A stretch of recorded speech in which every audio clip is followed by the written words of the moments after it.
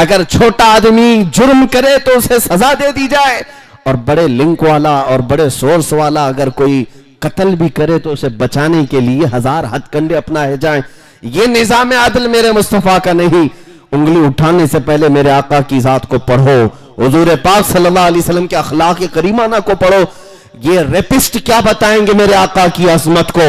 نبی پاک صلی اللہ تعالیٰ علیہ وسلم کا حال تو یہ ہے، فتح مکہ کے دن میرے آقا صلی اللہ تعالیٰ علیہ وسلم 10,000 صحابہ کا لشکر لے کر مکہ میں آ رہے تھے، 10,000 صحابہ تھے، لیکن اسی دن خانہ کعبہ جانے کے راستے میں ایک کتیا نے بچے دی تھی، ایک کتیا نے بچے دی تھی۔ جب حضور کا گزر ہوا، میرے آقا نے ایک صحابی کو وہاں کھڑا کر دیا کہ کہیں صحابہ انجانے میں کسی کتیا کے بچے پر پیر نہ رکھ دیں، کسی بچے پر پیر نہ رکھ دیں جب تک یہ پورا لشکر نہ گزرے۔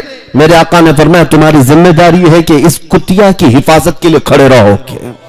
میرا دین یہ ہے، میرے آقا کی ذات یہ ہے جو ایک جانور اور کتیا کے بچوں کی حفاظت کی بھی فکر کرتے ہیں۔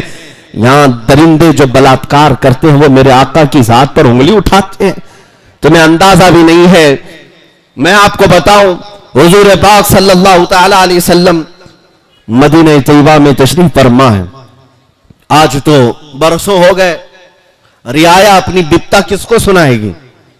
اخلاق پر بات آئی ہے، میں عرض کروں گا آج میرے نبی کی عظمت سن کے جاؤ، اور جو لوگ خاص مجھے آج سننے آئے ہیں ان سے میں کہتا ہوں آپ نوٹ کرو اس بات کو، میں دلی کی سرزمین پر کیا گفتگو کر رہا ہوں۔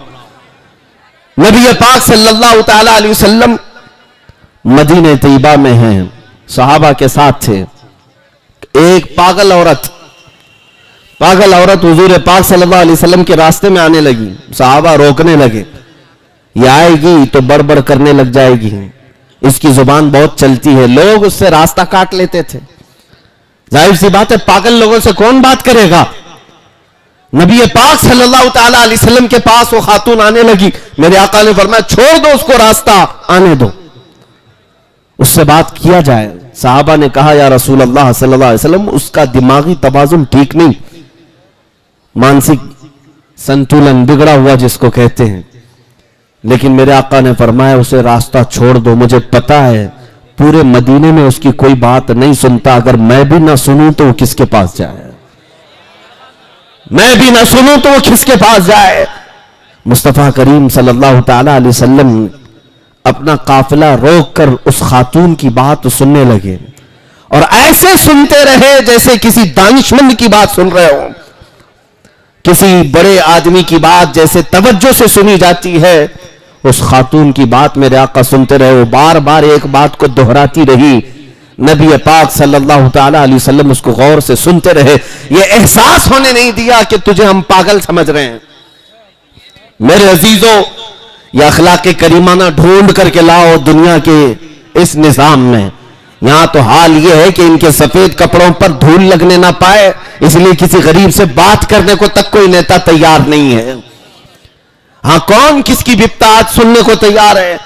نبی مکرم صلی اللہ تعالیٰ علیہ وسلم کی ذات پر انگلیاں اٹھانے والے اپنے گریبان میں جھانک کر کے دیکھو تم نے کتنے بیریکیٹنگ لگا دیے ہیں اپنے اور رعایا کے درمیان، غریبوں اور امیروں کے درمیان کتنی حد بندیاں تم قائم کر کے رکھے ہو۔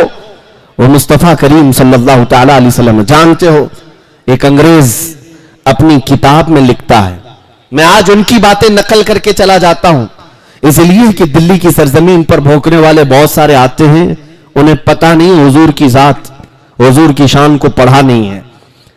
میں جس کا قیصر خالد صاحب ذکر کر رہے تھے وہ اس تک اگر بات پہنچتی ہے تو یہ بات بتاتا ہوں۔ تم نے شاید ایک فضلہ کھایا ہے، کینیڈا میں موجود ایک شخص ہے جو جلا وطن کیا گیا ایران کا، اس خبیث نے میرے آقا صلی اللہ علیہ وسلم کی شان میں گندی کتاب لکھی، اور وہی کتاب وہی پخانہ ڈاسنا میں پہنچا، اور یہ وہی کھا کھا کھا کر کے وہی اگلتا رہا۔ اسے لگا کہ یہی پوری کتاب اوریجنل ہے۔ نبی پاک صلی اللہ تعالیٰ علیہ وسلم کے متعلق جتنے بھدے الزامات اس پہ لگائے گئے، وہ کہتے ہیں نا چوہے کو ہلدی کی گھاٹ مل جائے تو سمجھتا ہے میں بنیا ہوں، اس نے حضور کی ذات کو پڑھنا تھا تو بخاری شریف پڑھ لیا ہوتا، میرے آقا کی سیرت پڑھنا ہوتا تو مسلم شریف ترمذی شریف پڑھ لیا ہوتا۔ بخاری اور مسلم اور ترمذی کی بات تو بہت دور کی ہے، نبی پاک صلی اللہ تعالی علیہ وسلم کے ناخنوں کی عظمت بھی تجھے پتا نہیں ہے۔ تم نے پڑھا کس سے؟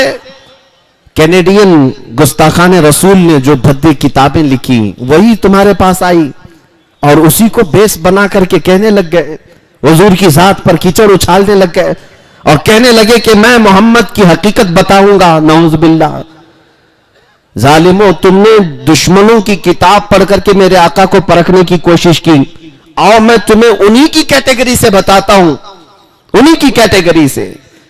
انگریزوں کا ہی ایک اور مفکر ہے، بہت بڑا مورخ بھی ہے، تاریخ لکھنے والا، اس نے پوری دنیا کے بہت زیادہ مؤثر شخصیات، ان لوگوں کی تاریخ جمع کی ہے اپنی کتاب میں، 100 لوگوں کی جن کا انفلوئنس عوام پر سب سے زیادہ ہے پوری دنیا میں، ایسے 100 لوگوں کی تاریخ جمع کی، اور فرسٹ نمبر پر میرے آقا کا نام اس نے لکھا۔ کیوں؟ ہمارے گھر کی نہیں کتاب میں بتا رہا ہوں، ان کے گھر کی کتاب۔ 100 موسٹ یعنی انفلوئنس رکھنے والے لوگوں میں سے میرے آقا کا نام سب سے پہلے، اسی سے پوچھو کہ کیوں تم نے میرے آقا کا نام سب سے پہلے رکھا ہے۔ وہ کہتا ہے کہ محمد صلی اللہ تعالی علیہ وسلم سے میں اتنا انسپائر ہو گیا، ایک حدیث میں نے پڑھا، حدیثیں پڑھو اے نوجوانوں اور دوسروں تک پہنچاؤ، میرے آقا صلی اللہ علیہ وسلم کے اخلاق کے تم سفیر ہو، تم ترجمان ہو، لوگوں تک میرے آقا کی عظمت بھی بتاؤ۔ وہ کہتا ہے انگریز، میں نے ایک حدیث پڑھی، پوچھا گیا کیا حدیث پڑھی آپ نے؟ کہتا ہے ان کی فکر کیسی تھی، ایک بار وہ بچوں کے درمیان بیٹھے ہوئے تھے، بچے کھیل رہے تھے، چھوٹے چھوٹے بچے کھیل رہے تھے، میرے آقا صلی اللہ تعالی علیہ وسلم بچوں سے بہت پیار کرتے تھے، بچوں کے لیے تحفے لاتے، تجارت سے آنے کے وقت بچے لٹک جاتے تھے حضور پاک صلی اللہ علیہ وسلم کے جبے سے پکڑ کر، صحابہ حضور پاک صلی اللہ علیہ وسلم ان بچوں کے ساتھ بیٹھے ہوئے ہیں، کھیلتے ہوئے بچوں میں اچانک ایک بچے کا باپ آیا اور اس نے اپنے بیٹے کو پکارا، بیٹا ادھر آ جا، تیری ماں تجھے یاد کر رہی ہے۔ نبی مکرم صلی اللہ علیہ وسلم کھڑے ہوئے اس آنے والے شخص کو کیا کہا کہ اس مجمع میں اپنے بیٹے کو بیٹا کہہ کر مت بلا۔ اس نے کہا کیوں؟ میرا بیٹا ہے، میں بیٹا نہ کہوں تو کس کو کہوں؟ میرے آقا نے فرمایا ضرور تیرا بیٹا ہے، گھر میں بیٹا کہہ کر بلا، اس مجمع میں کئی یتیم بچے کھیل رہے ہیں جن کے باپ نہیں ہے، اگر تو اپنے بیٹے کو بیٹا کہہ کر بلائے گا ان یتیموں کو اپنے باپ کا احساس نہ ہو جائے، اور مجھے ان کی تکلیف کا زیادہ احساس ہوتا ہے۔ یتیموں کا ماوا، یتیموں کا ملجا، میرا آقا محمد صلی اللہ علیہ وسلم۔ یہ کون لکھا ہے؟ یہ ہمارے گھر کی کتاب نہیں ہے، انگریزوں کا ایک بہت بڑا مورخ ہے، دانشور ہے، اس کی لکھی ہوئی کتاب۔ انٹرنیٹ پر سرچ کرو اے نوجوانوں، اور ان پاکھنڈیوں کو بتاؤ کہ یہ اسی جماعت سے آئے ہیں جن کے فضلے تم کھا کھا کر کے یہاں ہندوستان میں گند پھیلا رہے ہو، یہ انہی کی جماعت کے انگریز لوگ ہیں جنہوں نے میرے آقا کی ذات پر ریسرچ کیا، ٹھیک کر کے دنیا کو بتایا، ان کے جیسا عظیم کوئی انسان نہیں ہے۔ میرے آقا صلی اللہ تعالی علیہ وسلم کے متعلق ایک اور بات میں بتا دوں، حضور اکرم صلی اللہ تعالی علیہ وسلم کے اخلاق کریمانہ پر آج مجھے حیرت ہوتی ہے نوجوانوں پر۔ اے میرے عزیز بچوں، نوجوانوں، تم اخلاق و کردار کو سیکھنے کے لیے آج کئی کورسز کر رہے ہو، پرسنالٹی ڈیولپمنٹ کورسز چلائے جاتے ہیں بڑے بڑے شہروں میں۔ ہم سے کئی نوجوانوں نے کہا کہ ہم یہ کورس کر رہے ہیں، ہم نے پوچھا یہ کورس میں ہوتا کیا ہے؟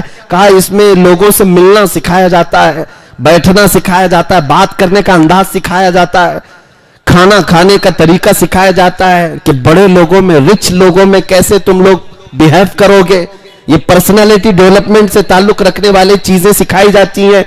مجھے حیرت ہوئی اپنے بچوں پر، تم ان لوگوں سے اخلاق سیکھنے جا رہے ہو جن کو پیشاب کرنے کا طریقہ معلوم نہیں۔ اخلاق میں سب سے اعلیٰ اگر کوئی اس دنیا میں امام ہے وہ محمد رسول اللہ کی ذات ہے۔ نبی پاک صلی اللہ علیہ وسلم نے خود ارشاد فرمایا بعثت لأتمم مکارم الاخلاق، میں بھیجا ہی گیا ہوں اس لیے کہ سب سے اعلیٰ اخلاق تمہارے سامنے پیش کروں۔